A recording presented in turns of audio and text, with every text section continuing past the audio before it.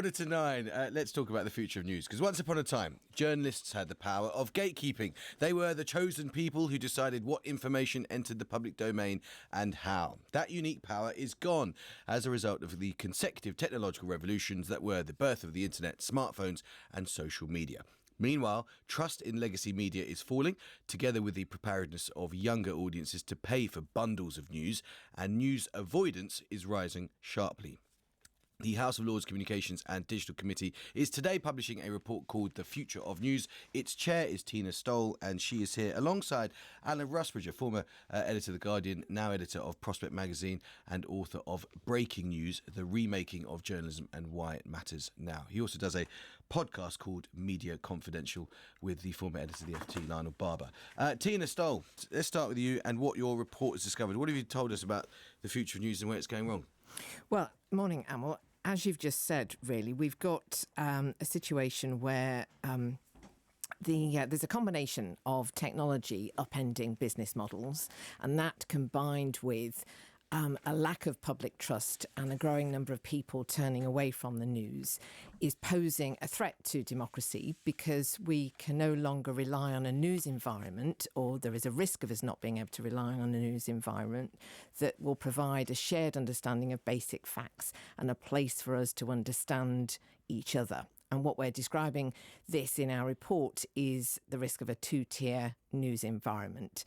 And the sort of news junkies, news aficionados who enjoy subscription-based media, they're probably going to be okay, because that end of the market is in a stronger position to survive this change.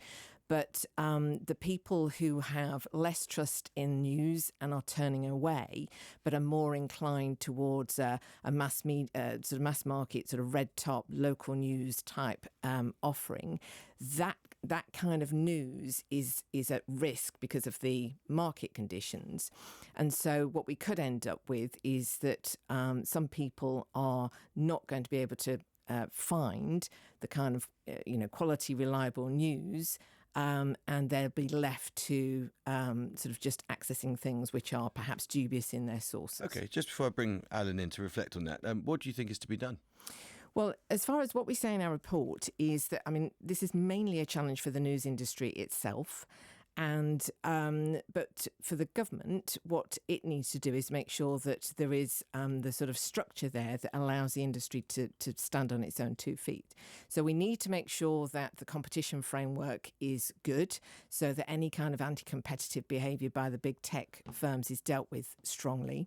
We need Ofcom's ownership rules around plurality to be updated, so that the tech platforms that are becoming news intermediaries and controlling, and in some cases, once AI kicks in, creating news summaries, that they are caught by that. And we need the copyright regime in the world of AI to be updated, because we need to make sure that our news industry, it applies to other parts of the creative industry too, but in this context, the news industry is able to strike mutually beneficial deals with the tech platforms on the use of their of their IP. And in the end, Alan, you need people to pay for news and to think it's worth paying for. Yes, although we have the BBC here, which is a form of payment, but is universally available. I think this is a good report, and we just have to look to America to see what the problems are. There you've got a well-informed elite, a low-informed electorate, which is most of the electorate. You've got highly opinionated TV like Fox News. You've got news deserts where the local newspapers have died. And then you've got this new problem with the internet and people like Elon Musk, who basically don't believe in facts, I would put it as strongly as that, and have utter contempt for legacy media. And that's a great warning sign for what could happen here. But how do you restore that public respect for, trust in and affection for facts? There's a cultural move away from balanced, objective, impartial reporting, isn't there, towards a form of consumption which is much more about confirmation bias. It's quite hard to resist that. That's true, but the one gap in the report is the question of media literacy.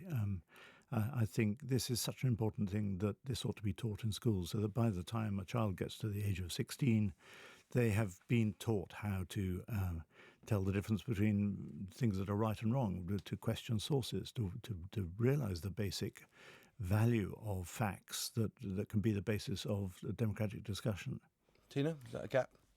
There's not media literacy is actually covered in the report. There's quite a bit on that, and the need for there to be a stronger strategy from government, and not for Ofcom to be the only body which is responsible for it. I would just add, though, that I think it's a bit complacent for us to assume that just because we've got the BBC that all is well. The BBC is also suffering from the same kind of lack of interest and low levels of trust from certain parts of the audience too. So it is essential that the BBC reflects and responds to those areas of weakness. I mean, we can't just assume that because we have a national broadcaster, we don't have the same kind of risks facing us that you now see in the US. I'm not saying we are the US. I think we're a long way from that. But I think that, we need to understand that in the media, it's not just pull factors that are pulling people away from the news. It's what the media is doing to push. Okay, Alan, brief thought on that. Well, that's true, but I thought the report was a tiny bit churlish about the BBC, which is off the scale, more used and more trusted than any comparable form of media in this country. It works internationally, nationally and locally. And I think sometimes we're very keen to denigrate this model instead of cherishing it and using it as a model it's really the only economic model in this country for news which works universally. We'll talk about economic models. Can I finally ask you about another current issue, Alan, which is the potential sale of The Observer to Tortoise Media? I think it's worth saying, I think you've got a publicly declared view, which is I think you're sceptical about whether or not this would be the right move for some of your former colleagues in Guardian Media Group. I mean, if Guardian Media Group were here, or indeed Tortoise Media, they would say The Observer, as a Sunday print product in a very tough market for print newspapers, needs love, needs investment, needs probably new leadership, and that Tortoise are worth considering. What would you say to that? Well, Tortoise is a great little company, and it tried doing long-form text. That didn't work, so they're now doing very good podcasts. They've yet to make a profit. It's a struggling, I think it'd be fair to call it a struggling startup in the hands of very distinguished journalists.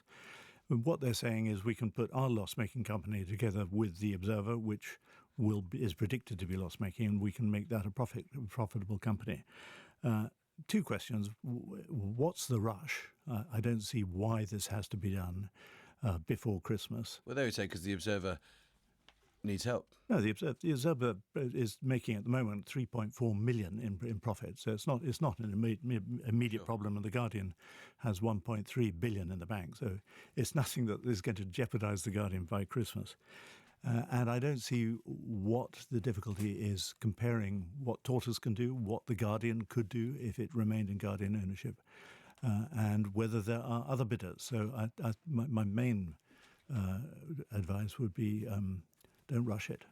Alan Rusbridger and Tina Stowell, thank you both very much indeed for coming in.